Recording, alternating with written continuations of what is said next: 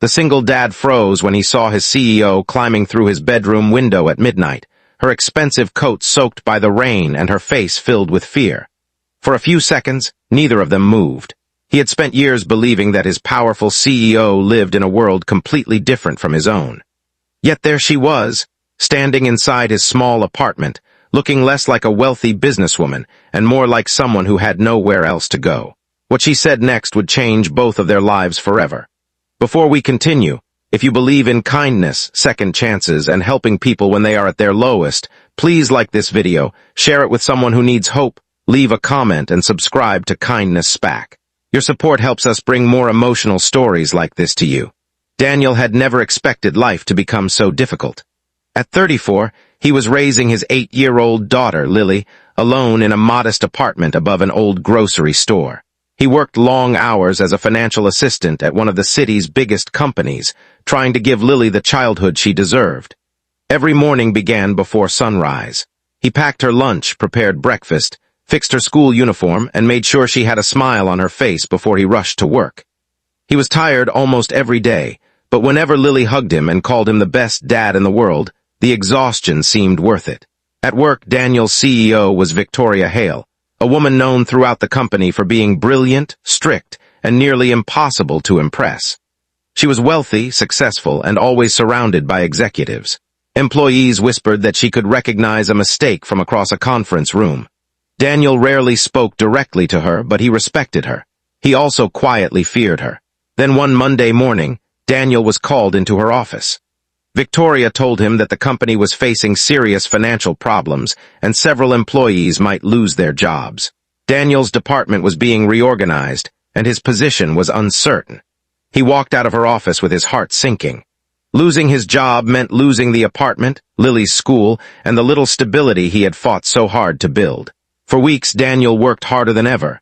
He stayed late, corrected financial reports, and discovered several errors that could have cost the company millions.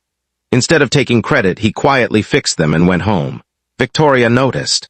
She began watching him differently, realizing that the employee she once considered ordinary was one of the few people she could trust. One rainy evening, Daniel returned home earlier than usual because Lily had a fever. He made her soup, gave her water, and sat beside her bed until she fell asleep. Then he heard a strange noise outside his bedroom window. At first he thought it was the wind. But when he pulled the curtain aside, he saw a woman struggling against the rain. It was Victoria. Before Daniel could understand what was happening, she climbed through the window and landed awkwardly on the floor. Her coat was soaked, her hair was messy, and one of her shoes was missing. Daniel stared at her in disbelief. Victoria looked toward Lily's bedroom and then back at him. Her shocking reply was not an explanation about business or money. She admitted that someone had been following her after she discovered financial fraud inside her company. She had trusted the wrong people, and now she was terrified that those people would hurt her or use Lily to reach Daniel because they had discovered his connection to the company. Daniel's anger disappeared instantly. He realized that the woman who seemed untouchable in the office was frightened and alone. He locked the door, checked on Lily, and gave Victoria a dry jacket. That night, two completely different people sat quietly in a tiny kitchen while rain covered the windows.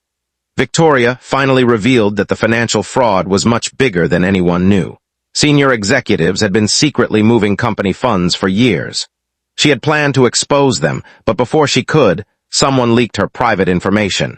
She had nowhere safe to go, and Daniel was the only person she trusted. Daniel knew helping her could cost him everything. But he also knew what it felt like to have nobody to turn to. So he agreed. Over the next few days, Daniel helped Victoria organize the evidence. They worked quietly while Lily slept in the next room. Victoria began seeing the life Daniel had built with completely different eyes. His apartment was small, his furniture was old, and his kitchen was barely large enough for 3 people, but it was filled with warmth. Lily's drawings covered the refrigerator. Family photographs rested on the shelves. There was love everywhere. For the first time in years, Victoria realized that success had never given her what Daniel had.